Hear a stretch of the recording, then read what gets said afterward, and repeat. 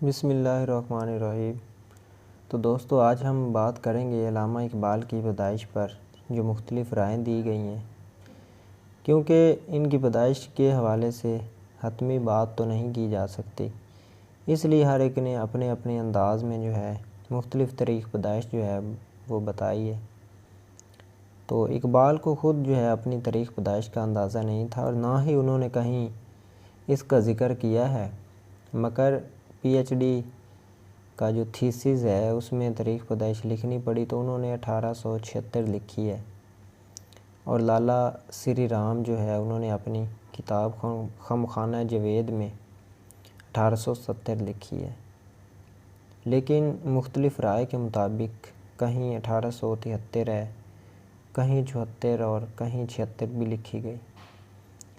तो सही जो तारीख़ पैदाइश इनकी बताई जाती है वो 3 ज़िलक़द 1294 हिजरी जो है वो बताई जाती है।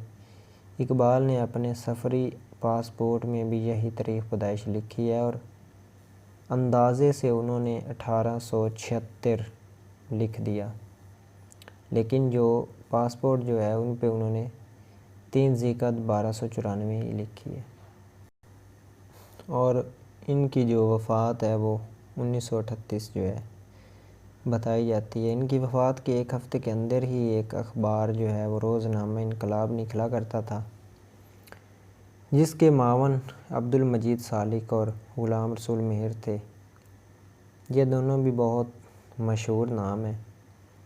गालिब की शायरी में भी बार बार मेहर का लफ्ज़ जो है वो इस्तेमाल हुआ है। इकबाल की शरह सबसे ज़्यादा जो है वो ग़ुलाम रसूल मेहर ने लिखी है, इसलिए ये शख्सियत बहुत अहमियत की हामिल है। और आखिरी वक्त में जो है इकबाल जो है कोई 15 साल जो है मेहर इनके साथ ही रहे हैं। इंतहाई करीबी दोस्त थे। बहुत सी नज़में जो हैं वो उनका पस मंज़र मेहर की वजह से ही हमारे सामने आता है। और जो अब्दुल मजीद सालिक हैं ये इकबाल के सवाना निगारों में से हैं। इदारा इनकलाब जो है ये उस दौर का बहुत बड़ा इदारा भी था, जिसकी ये जो है इदारत किया करते थे।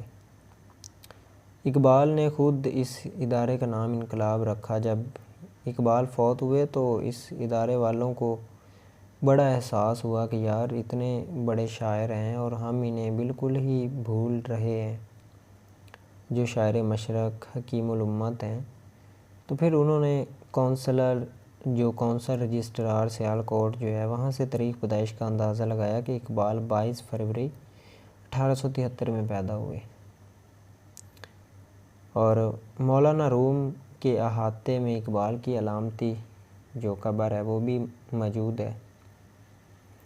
खालिद नज़ीर सूफ़ी उन्होंने उनकी किताब जो है इकबाल दरूने खाना में इकबाल की तारीख़ पैदाइश जो है वो 29 दिसंबर 1873 लिखी है। ठीक है, तो ये किताब 2 जिल्दों पे मुश्तमिल है। और उन्होंने दलील ये दी है कि 22 फरवरी 1873 को नूर मोहम्मद के यहाँ एक लड़का पैदा हुआ जो चंद दिन बाद फ़ौत हो गया। तो कहा कि इकबाल की वालदा जो इमाम बीबी, उनकी देवरानी के यहाँ मुसलसल लड़कियाँ पैदा होती रहीं, तो इमाम बीबी के यहाँ लड़का पैदा हुआ और उसने अपनी देवरानी को दे दिया और उससे जो है लड़की ले ली। तो देवरानी के यहाँ लड़का फ़ौत हो जाता है। ठीक है, तो उसने उसकी बेटी जो है वो वापस कर दी। अब होता ये है कि अल्लाह की करनी से इसी साल फिर इमाम बीबी के यहाँ बच्चा पैदा हुआ जो 29 फरवरी 1873 को पैदा हुआ और वो इकबाल है।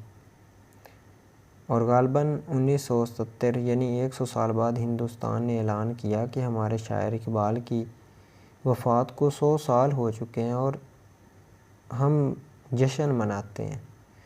तो उस वक्त जो है इंदिरा गांधी हिंदुस्तान की जो है वो प्राइम मिनिस्टर भी थी।